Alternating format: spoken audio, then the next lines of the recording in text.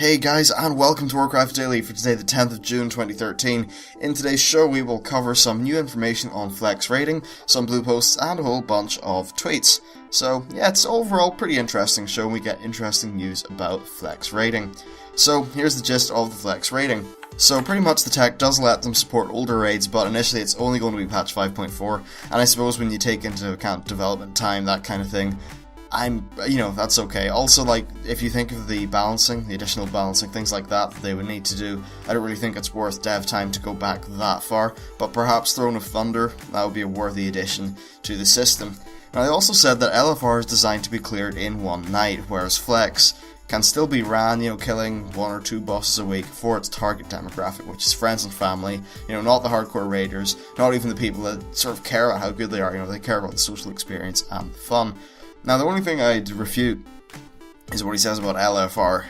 Clearing LFR in one night is something that sounds mind-bogglingly masochistic to me, if I'm completely honest, because, you have 3 half-an-hour queues, so there's 2 hours spent, and then just think of, wiping on Durmu, that could take half an hour.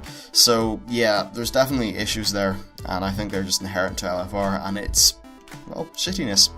Next up, they said that there is no shared lockout with normal and LFR, and the reason for this is because it would punish players. Because at the end of the day, if you want to jump into a flex raid group to help out a friend, or something like that, you don't want to be punished for LFR and for normal. So I think that's really pretty fair, and I personally wouldn't have it any other way. Now, I've also said that scaling normal and heroic would be very challenging, which I agree with, because bosses would be much easier on one group size than another, and if you just think of the way boss mechanics work these days, it does, there's a great variation. I mean, a good example on Lei Shen, you have these things, overcharges, and all the players need to stack up or else the person will die, spreads the damage. Now, if you have a really big group, then that's not going to work. If you have a really small group, it's going to be way harder. So I think, yeah, they should just leave this system to its easier mode and not touch normal and heroic whatsoever. I mean, balancing 10 and 25, they already have enough problems. Imagining that to balance 10, 25, and everything in between. So, yes, well spotted, ghostcrawler. Now, they've also said that using the normal loot system is an option later down the line, but currently it's just going to be using the LFR loot system. A lot of people aren't too happy about that. I do see their argument, and I think because it's not a random group, it would be better to use the normal loot system, so hopefully they get that implemented at some point. They've also said that it may actually scale a little bit lower than 10 players, but they give no promises. So this is interesting. I don't really know how that would work, because you get to the point where, when you have that little players, that everything, each player sort of makes up a large percentage of the raid, and given the target demographic of this raid system, I just don't think that's that good an idea. But still, if they can pull it off and make it work, and still make, group compositions be okay with 8 people or whatever, then fair enough. The next thing we have is blue posts, and these are actually quite interesting. So they said that Titan runestones have a potential of dropping once per week per boss. So if, I see people farming LFR multiple times, they will not benefit at all, because you have 1 roll per boss per week. And the drop chance is actually the same regardless of your difficulty mode. So yes, that item level 600 cloak or whatever, that's going to be looting you for a long time if it's anything like it is for the people I know. And the next thing they said was that the PvP item level cap will increase, but not by a massive amount, so the PvE players don't have the edge initially. And what they mean there is that a PvE player will instantly be able to go in, kill a few bosses, probably get 550 gear, whereas the PvP guys still need to farm up their conquest.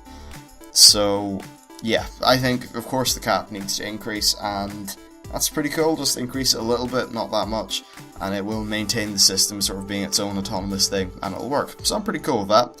And the next thing we have is blue tweets. Now, they've said that the engineering mount Skyclaws had a whole bunch of bugs, because remember they pulled it out of patch 5.3, and that they're actually considering a different mount altogether, which is fair enough, but I think a lot of engineers are looking forward to Skyclaw. They also said that the Burning Crusade professions were more powerful and arguably more fun.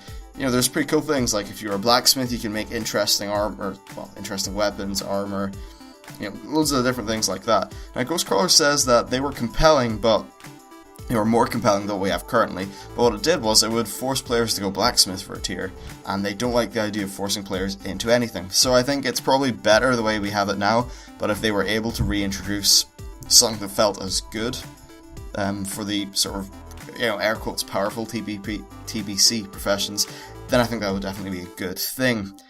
And the next thing ghostcrawler said is that the top 3 things that need to be streamlined are professions, endgame gearing, and ability bloat. I pretty much agree with them entirely. Professions, at the minute, they feel very arbitrary and just numbery and boring. Endgame gearing, I think, can always be done better, although I think they're definitely on the right track. There's lots of different ways to get gear now, and that's nice. And ability bloat, and I definitely think ability bloat is a thing, because World of Warcraft, it requires so many buttons, and doesn't have a massively high skill ceiling, which means that some things are just sort of needlessly annoying and fiddly, or not used, or, can be trimmed off to make the game better. I know a lot of people, they hear streamlined and they think, oh, casuals, but at the end of the day, if there's so many buttons that most of them are redundant, then fair enough. Although, well, as a hunter, I use nearly every button I have, so, it depends what ones they're snipping off, I suppose. The next thing he said that is, in terms of lore, they don't currently know a lot about Raden. Well, we don't currently know a lot about Raden, but we will get context later on. It says something like the Mogu, the Shah, the Titans, the Old Gods, all them bros are connected together, which pretty much everyone knew anyway, so well done, Ghostcrawler. And the final thing is from Bashiok. He said that the famous unannounced feature, which I'm guessing Blizzard are kicking themselves in the ass about, is that pretty much something we may as well just pick and choose out of all the 5.4 ones that are coming. And yeah, whatever, fair enough. Just goes to show Blizzard, don't fucking say idiotic stuff like that. You've been doing this for 8 years now. You should know better.